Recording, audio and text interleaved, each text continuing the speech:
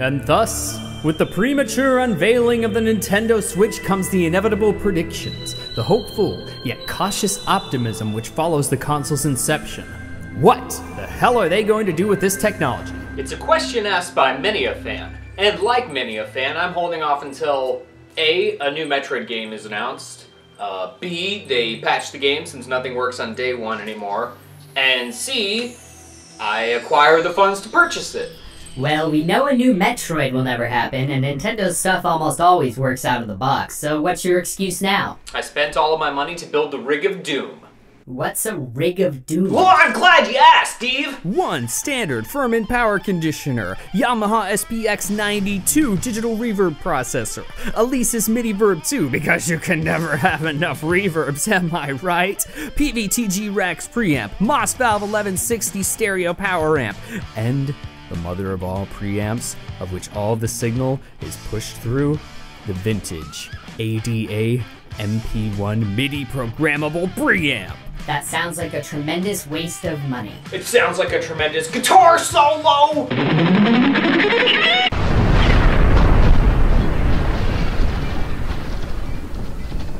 The standard in any new Nintendo console is a new Super Smash Bros. Game to really sell it, and it's high time we send those salarymen a message with the top 6 characters for Super Smash Bros. Switch. You guys know it, and I know it. Nintendo really screwed the pooch on the last 2 Smash installments, but every new entry is a new opportunity to make up for the mistakes of the last one, even though they never do.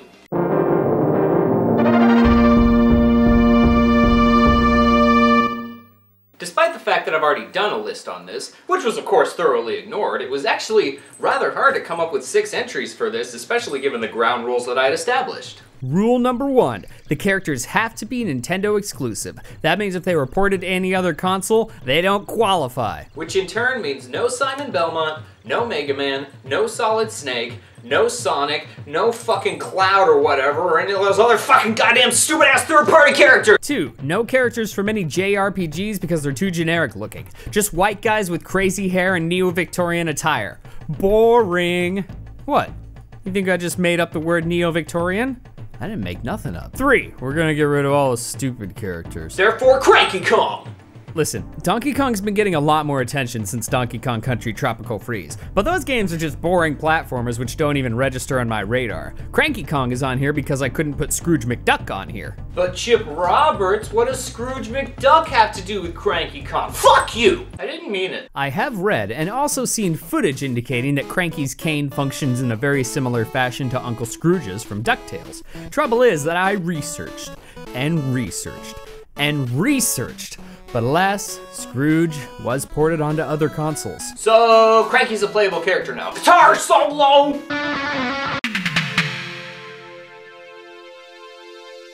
Dixie Kong! What's that? Too many Donkey Kong characters? Well, you didn't say anything when they added 900 characters from all those other random RPGs nobody ever heard of. Play me out, Dixie!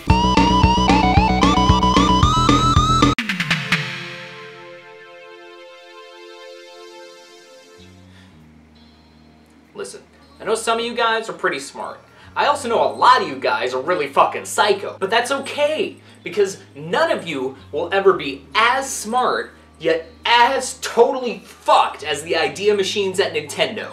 I'm not going to go into a whole thing about how they're so far off the mark that it's questionable as to whether or not they're even human.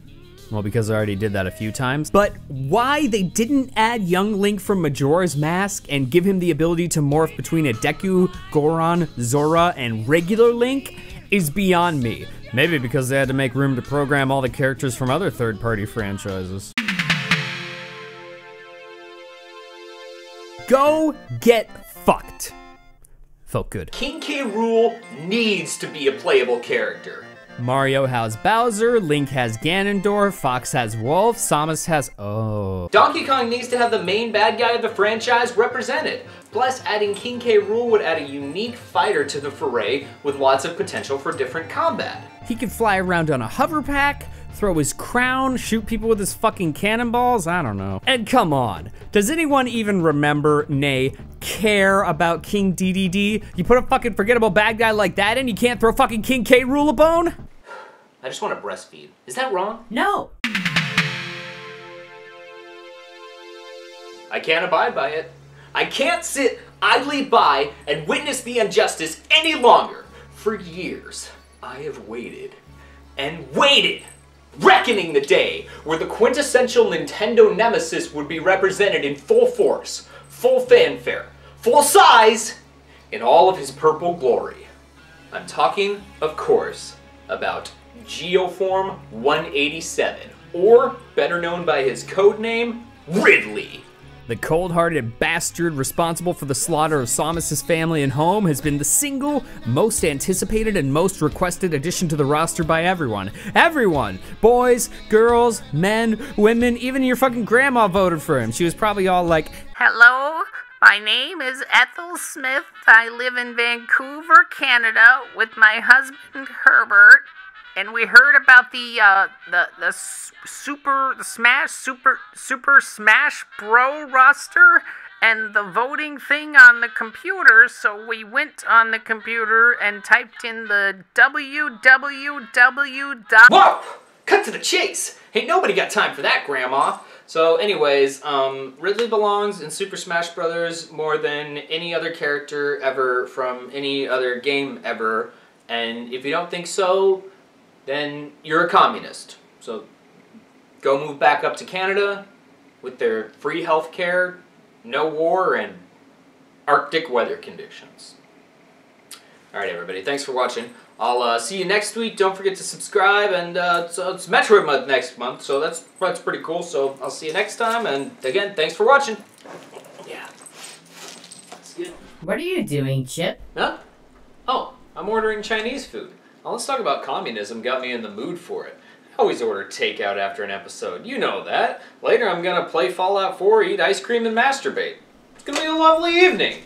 I understand that, but we're not done yet. We still have one more entry left. What? That's impossible. Everybody knows that Ridley is the greatest Super Smash Bros. Character that there could ever be and ever will be. It's over. It's done. We had fun. Well, I didn't have any fun. You still have one more character left on the list. Who? Someone from the Metroid franchise. Wait a minute. The only other recurring villain who would totally be appropriate for a Super Smash Bros. Game. Wait a minute. Yes! The single villain who no argument could be made as to her size being too big, Oh no. or being a copycat of Samus, Oh no. but a unique character with her own separate moveset and fighting style which would both complement Don't do this to me, Eve. and contrast both Samus and Ridley's prospective styles, I'm begging you. finally bringing about proper representation to the Metroid franchise and re-establishing Nintendo's credibility almost instantaneously. It's Yes! Dark Samus!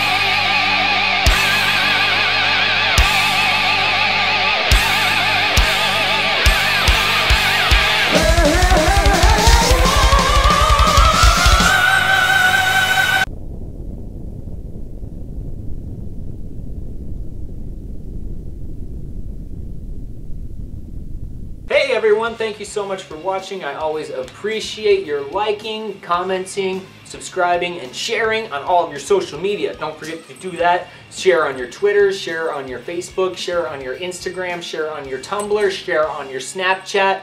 And I apologize if you didn't recognize me at first this week, because I have been out pumping some serious iron, let me tell you. I got these 15-pound dumbbells. I do 2 sets, 10 reps. So by the time Metroid month kicks around, I'll be huge. And then, gonna return the dumbbells, get my money back, buy myself a few burgers.